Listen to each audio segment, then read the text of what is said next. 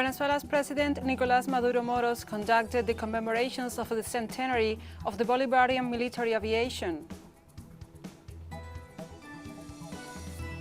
U.S. President Donald Trump said Thursday that he will leave the White House if Joe Biden is officially confirmed the winner of the U.S. election, but repeated that he may never concede defeat.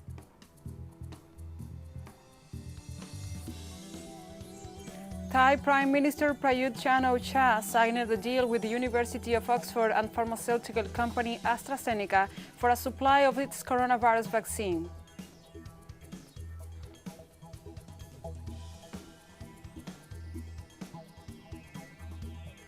Hello, welcome to TeleSUR English. I'm Gladys Quesada from the TeleSUR headquarters in Havana, Cuba. This is From the South. As part of the centenary of the Bolivarian military aviation AMB and the 28th anniversary of November 27, 1992, the President of the Bolivarian Republic of Venezuela, Nicolás Maduro Moros, unveiled the monument in honor of this historical date that recognizes the active participation of this military component in the defense and integrity of the airspace, development of the nation, independence and sovereignty. The head of state and commander-in-chief of the Bolivarian National Armed Force, FAMB, led the act that joins the bicentennial of the armistice treaties that the regularization of the war from the Bolivarian Aviation Military Academy in the state of Aragua, where they honored the history of the country and the events that marked the beginning of Venezuela's independence.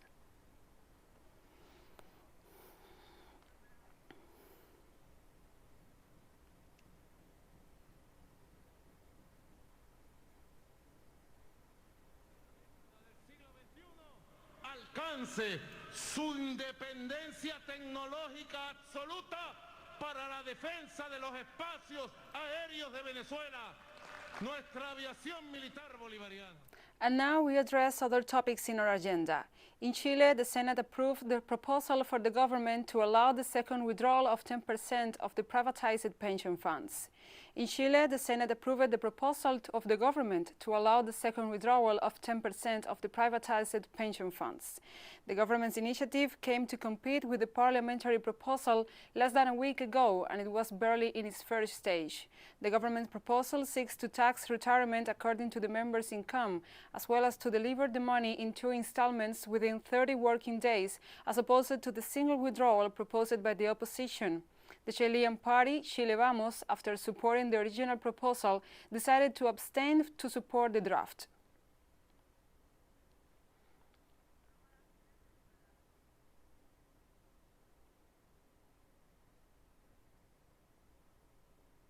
And now we are going to Mexico, where protesters went back to the streets 74 months after the disappearance of the 43 normal students of Ayotzinapa. The government's initiative came to compete with the parliamentary proposal less than a week ago, and it was barely in its first stage. The government proposal seeks to tax retirement according to the member's income, as well as to deliver the money in 2 installments within 30 working days, as opposed to the single withdrawal proposed by the opposition. The Chilean party, Chile Vamos, after supporting the original proposal, decided to abstain to support the draft. And we will not rest until we get to the truth that the intellectual and material killers pay for this crime, that not even with their life will they pay. So much pain, so much tears, so much effort.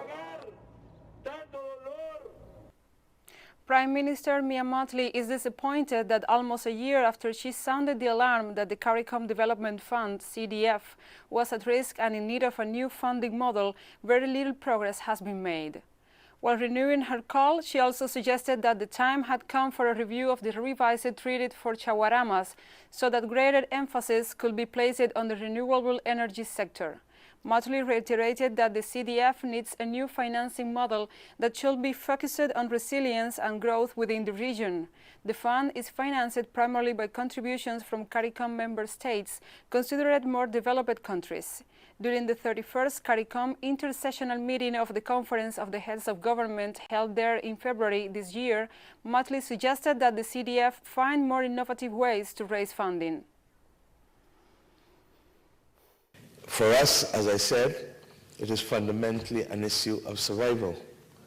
And it has meant that we will have to discuss whether in truth and in fact we may need as a country to recognize that there is a cost to smallness and there is a cost to our wanting to survive, and that cost will be borne by us all by making the transition to renewable energy.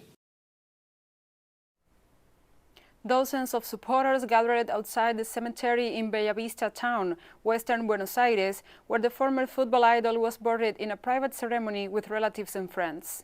Huge crowds bade a grief-filled farewell Thursday to Argentina's favorite son, Diego Armando Maradona, before he was buried on the outskirts of the capital after a farewell that at times descended into chaos. One of the greatest footballers of all time, the World Cup winner, died on Wednesday, aged 60, on a cardiac arrest, sparking mourning around the world. Saying goodbye to the greatest, the best in the world, yesterday football died, a glory was gone. I'm here for that, because he is the greatest of all the greats, and none can equal him. The star. I think our life was marked by Maradona. Great Diego Maradona, a great. In Spain, hundreds of people gathered in Barcelona late Thursday, setting off fireworks, beating drums and waving flags as they paid tribute to football great Maradona, despite virus restrictions. When people like Maradona die, it's not so much a visual but a transcending of what he was before. He has gone from being a living person to being a myth. You have to remember him and recognize him like this with a large party, because he would certainly have wanted that, don't you think? Despite the pandemic situation we are in, we had to see him off from Barcelona. And we'll be right back after this very short break, so don't go away.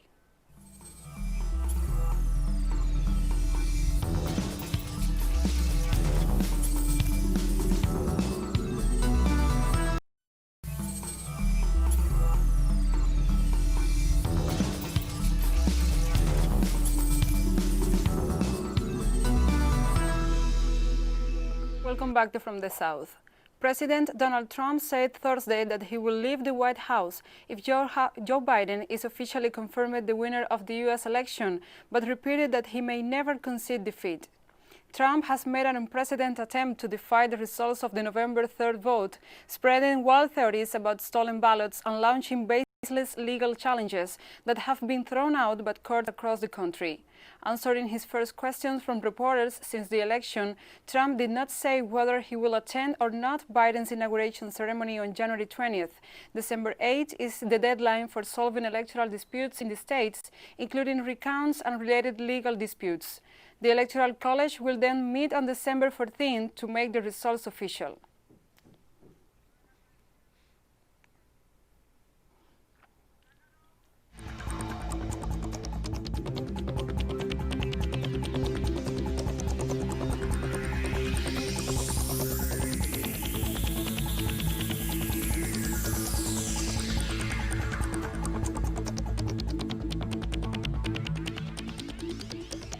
The Russian Direct Investment Fund, one of the developers of Russia's Sputnik V coronavirus vaccine, announced that India-based drug maker Hetero will produce over 100 million doses of the drug. Earlier this week, Russia said interim results from the Sputnik V clinical trials showed the vaccine was 95% effective. Currently, the third and final phase of trial is underway, with some 40,000 volunteers involved in blind testing of the vaccine that uses two different human adenovirus vectors. According to Friday's statement, their use allows for a stronger and longer-term immune response compared to vaccines that use the same vector in both its doses. Apart from India, the RDIF said Sputnik V will also be produced in Brazil, China, and South Korea.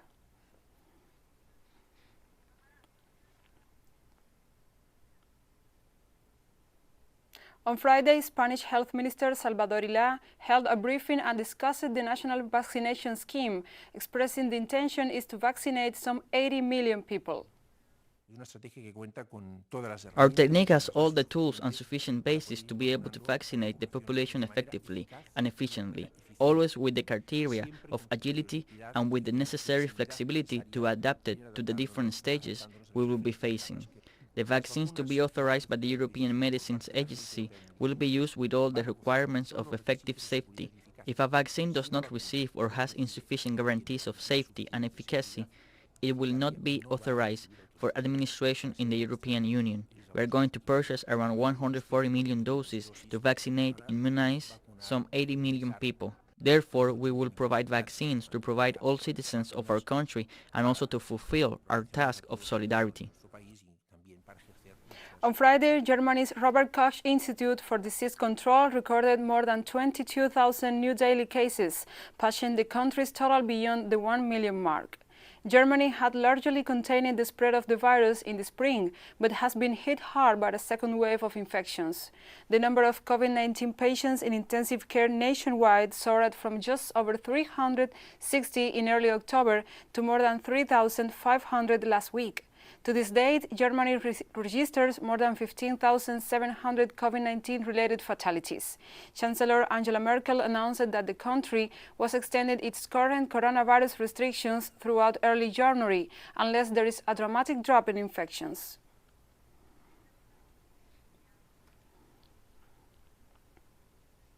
And Welsh First Minister Mark Drakeford announces new restrictions on the entertainment and hospitality sectors to reduce the risk of COVID-19 infections. The announcement comes less than a month after the Principality emerged from a 2-week firebreak lockdown. The UK's first constituent nations, England, Scotland, Wales and Northern Ireland, agreed earlier this week to ease rules over Christmas, allowing 3 households to mix over a period of 5 days. Almost 2,500 people testing positive for coronavirus have died in Wales, contributing to more than 57,000 deaths for the UK as a whole, the worst death toll in Europe. During the firebreak and in the weeks immediately afterwards, we saw the R number in Wales fall below 1. But the latest calculations suggest that R could be as high as 1.4 in Wales today. Further evidence that coronavirus is back circulating widely and quickly in our communities. The ground that we gained during the firebreak period is being eroded. Cinemas, bowling alleys and other indoor entertainment venues will now close. There will be new restrictions in the hospitality industry, which will come into effect on Friday of next week. And now we are going to the north of China, where authorities of the autonomous region of Mongolia Interior announced that a massive screening for COVID-19 will take place for the second time in 5 days. The testing day will be carried out after finding simultaneous infections in different groups of people. Since the last 21st, this region reported another 11 patients affected by the respiratory disease.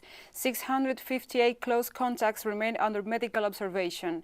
In this same context, the regions of Tianjin, Shanghai and Hong Kong also fight the resurgence of domestic cases of COVID.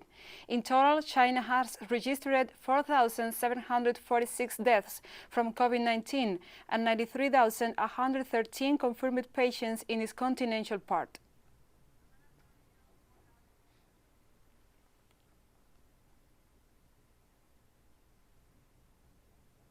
On Friday, China's Ministry of Foreign Affairs strongly condemned the war crimes committed by Australian soldiers in Afghanistan and called for a thorough investigation to bring those responsible to justice. We are shocked by the details disclosed in this report and strongly condemn such violations of international conventions and human conscience.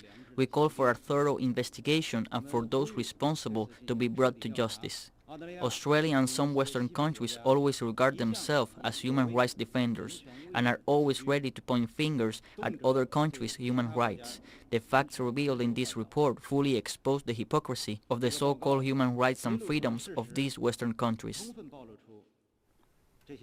In regards to new import tariffs on Australian wine, the Foreign Affairs Ministry said Australia should undergo a deep introspection and work according to a comprehensive and strategic partnership. I think Australia should undergo a deep introspection. They should first reflect on whether they have respected China's interests or not. For some time, some people in Australia have been tenaciously clinging to their Cold War mentality and ideological bias. They repeatedly made wrong statements and actions on issues concerning China's core interests. This is what led to the sharp decline in China-Australia relations and what got them into such a difficult state. The relevant measures taken by Chinese authorities against these foreign products exported to China are in line with Chinese laws and regulations and international practices. It is also a measure of responsibility regarding the Chinese wine sector and Chinese consumers. And we have more stories coming up after this final short break, so stay with us.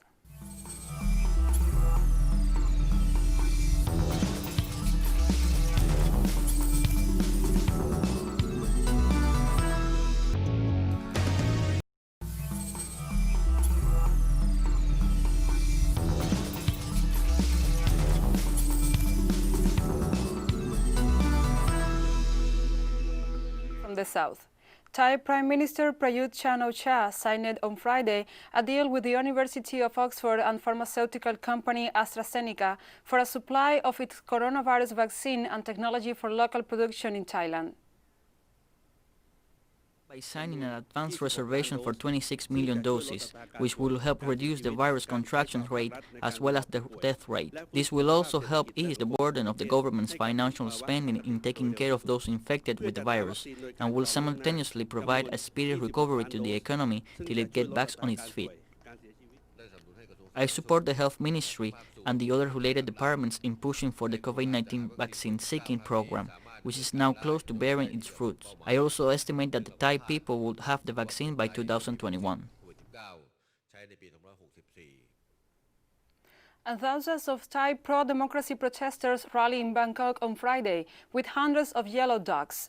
Demonstrators adopted the mascot bird as a symbol of the movement after inflatable dogs were used as shields against water cannons fired by police. Thailand has for months been rocked by youth-led protests demanding a new constitution, a reform of the untouchable monarchy, and for Prime Minister Prayut Chan-o-cha to resign.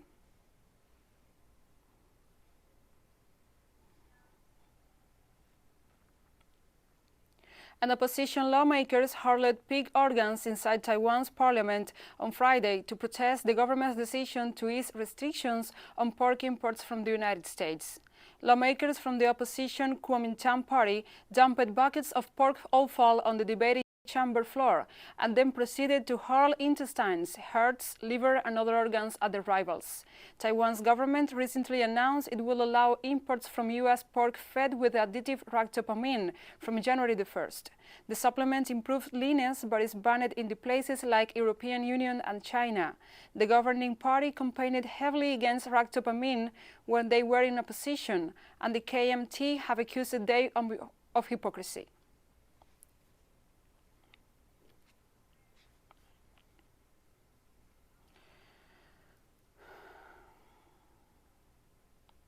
More than 1 million Palestinians in the besieged Gaza Strip live below the poverty line. A report issued by the United Nations Conference on Trade and Development noticed that the result of the blockade imposed has been the almost complete collapse of the regional economy of Gaza and its isolation from the Palestinian economy and the rest of the world. The document also points out that the lack of access to clean water and electricity affects the majority of the population, so they urge Israel to lift the blockade, restore freedom of movement, and allow free trade. The Gaza Strip has been under a inhumane siege imposed by Israel since 2007 and has been the scene of 3 wars since 2008.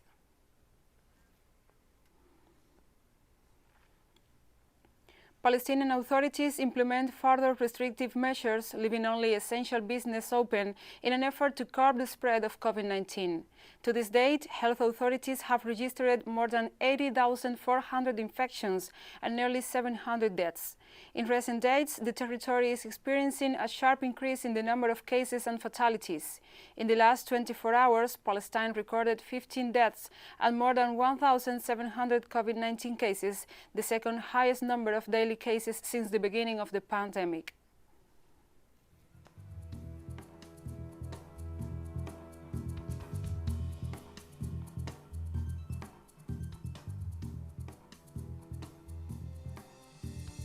And we have come to the end of this news brief. But remember, you can find this and many other stories on our website at telesurenglish.net. Also join us on social media, Facebook, Twitter and Instagram. For TeleSUR English, I'm Gladys Quesada. Thank you for watching.